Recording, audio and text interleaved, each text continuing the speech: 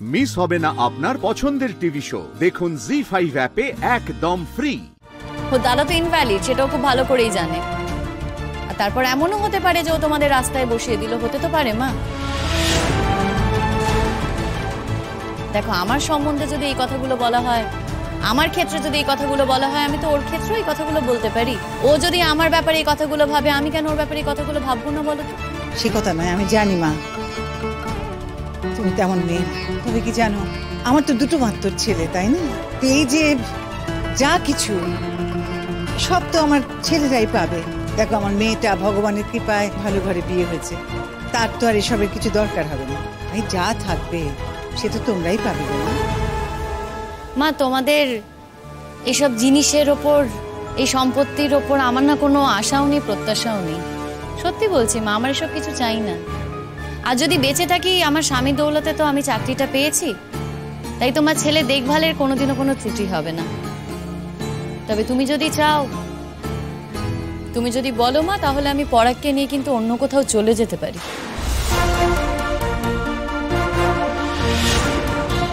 কেন যাই না জানো? আমি ভাবি যে আমি যদি তোমার পাশে থাকি তাহলে তোমার একটু সুরাহা হবে। কিন্তু এটাও বলছি, এমন যদি দিন আসে, যদি প্রয়োজন হয়, আমি এই বাড়ি থেকে তোমার ছেলেকে নিয়ে চলে যাব। তবে কি বলতো, আমি সত্যি চাই না তোমার কাছ থেকে তোমার ছেলেকে আলাদা করতে। তুমি তোমার ছেলেকে এই বাড়িতে রাখবে কি রাখবে না সেটা পুরোপুরি তোমার ব্যাপার, তুমি জানো। কিন্তু আমি অন্তত সবকিছু লিখে দিয়ে চলে যাব যে আমি এসব কিছুই চাই না। হ্যাঁ হ্যাঁ, মুখে বলা অনেক সোজা, ওকে লিখে দিতে বলো মা, ওকে লিখে দিতে বলো। আর তাছাড়া ওর তো সম্পত্তি নয়, ও কি লিখবে? ওর তো এখনো পর্যন্ত এটা সম্পত্তি হয়ে যায়নি। না, সম্পত্তি আমার নামে নয় তো, আমি জানি সেই কথাটা খুব ভালো করে, কিন্তু আমার স্বামীর নামে তো সম্পত্তি আছে। আর সেই জায়গা থেকে আমি কথা বলতেই পারি। আর আগের পরাগ আর এই পরাগ তো আর এক মানুষ নয়।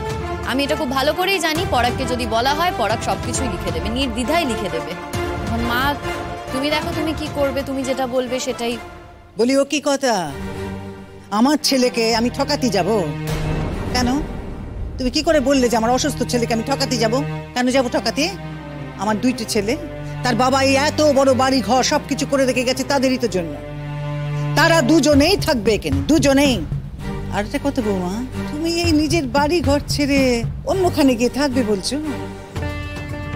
না? বুঝলো, তুমি নয় ধীরে সুস্থে একখানা ছোট ফ্ল্যাটও কিনে নিতে পারো, কিন্তু এত বড় বাড়ি, হাত পা ছড়িয়ে থাকা, আমার ছেলে সেখানে গিয়ে সেই ঘুপচি ঘরে থাকতে যাবে কেন?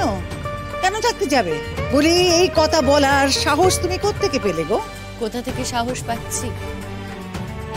এই সাহস আমাকে তুমি দিচ্ছ মা, তোমার ছেলে দিচ্ছে আমাকে এই সাহস। কি বলতে চাইছে ও? যে এই বাড়ি আমি গ্রাস করতে চাইছি, এই কথাগুলো আমাকে বলছে বলেই না, এই হিসেবেই আমি কথাটা বললাম, না হলে আমি কথাটা বলতাম না মা। আর তোমার ছেলেকে তুমি তোমার বাড়িতে রাখবে সেটা পুরোপুরি তোমার ব্যাপার, এ ব্যাপারে আমার কিছু বলার নেই। সে যাকে, তাইলে কথাটা এই দাঁড়ালো যে তুমি বলুর জন্য থানায় গিয়ে কিছু বলছো না, তাই তো? বেশ, তুমি যখন এত করে বলছো তখন আমি থানায় যাব।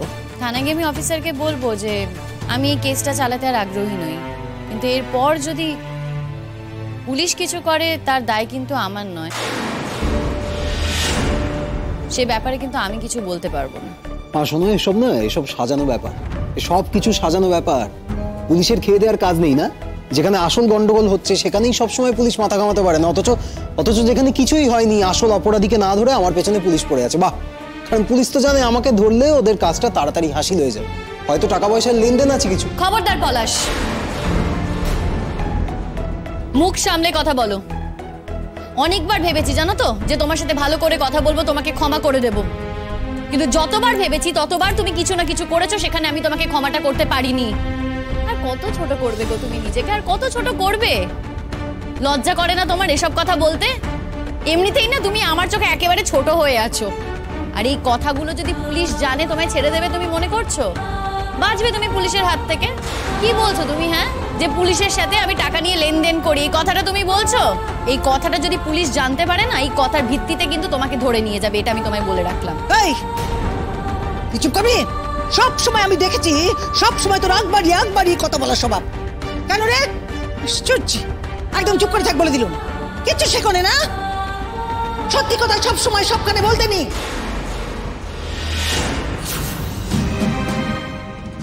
মানে কোন সত্যি কথা বলার কথা তুমি বলছো মা? কোনটা সত্যি? আমি পুলিশকে টাকা দিয়ে লেনদেন করি এটা বলতে চাইছো? তুমি দায়িত্ব নিয়ে কথাটা বলছো তো? দেখো বৌমা, আমার মুখে না কথা বসিও না। আমি একটা কথার ভিত্তিতে কথাখানা বলিনি, আমি সবটা মিলিয়ে সমস্ত ব্যাপারের ভিত্তিতে কথাখানা বলেছি, সাধারণভাবে বলেছি। আমি শুধু আমার ছেলেকে বলতে চেয়েছি যে কোনো কথা, সেটা যদি সত্যি কথাও হয়, কিন্তু কথাখানা যদি অপ্রিয় হয়, তাহলে সেই কথাটা সবসময় বলতে নেই। এই কথাটা আমি ওকে শেখাতে চেয়েছি, শাসন করতে চেয়েছি। তাকে আমি আমার ছেলেকে কিভাবে শাসন করব না, সেটাও কি আজ তোমার কাছে আমায় জেনে নিতে হবে বৌমা?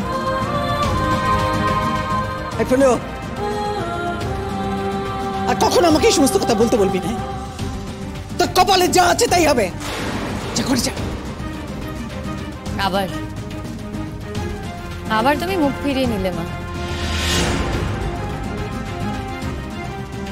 সারা জীবন ধরে কিন্তু তুমি এটাই করেছো। আসলে তুমি এটাই মা, আর এই কারণেই না তুমি তোমার ছেলেদের মানুষ করতে পারোনি।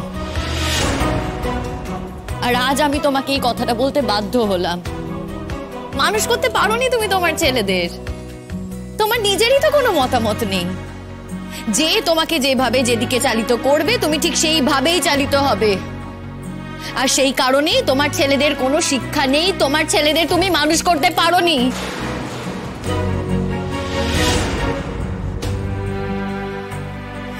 তুমি তো একজন মা, আর মা হয়ে যখন মুখ ফুটে আমাকে এই কথাটা বলেছো, আমি চেষ্টা করব তোমার কথা রাখার। চেষ্টা করব, আমি থানায় যাব, থানায় গিয়ে বলবো যে তোমার ছোট ছেলে আর ছোট ছেলের বউয়ের বিরুদ্ধে আমার কোনো কমপ্লেন নেই, আমার কোনো কিছুই নেই। যা কেস আছে আমি তুলে নেব, আমি আমার মতো করে বলবো। এরপর পুলিশের ব্যাপার, পুলিশ কি করবে করবে না। হ্যাঁ, তোমার মনে হতে পারে এগুলো হয়তো সাজানো কথা, কিন্তু সেটা তোমার মনে হওয়া, এতে আমার কিছু করার নেই।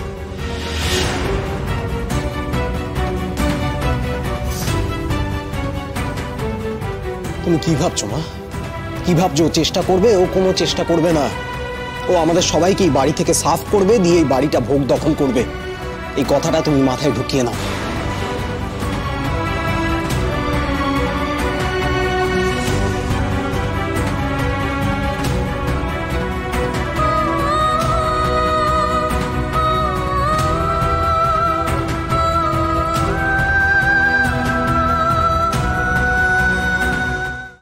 জি5 ডাউনলোড করুন আর সব এপিসোড দেখুন একদম ফ্রি।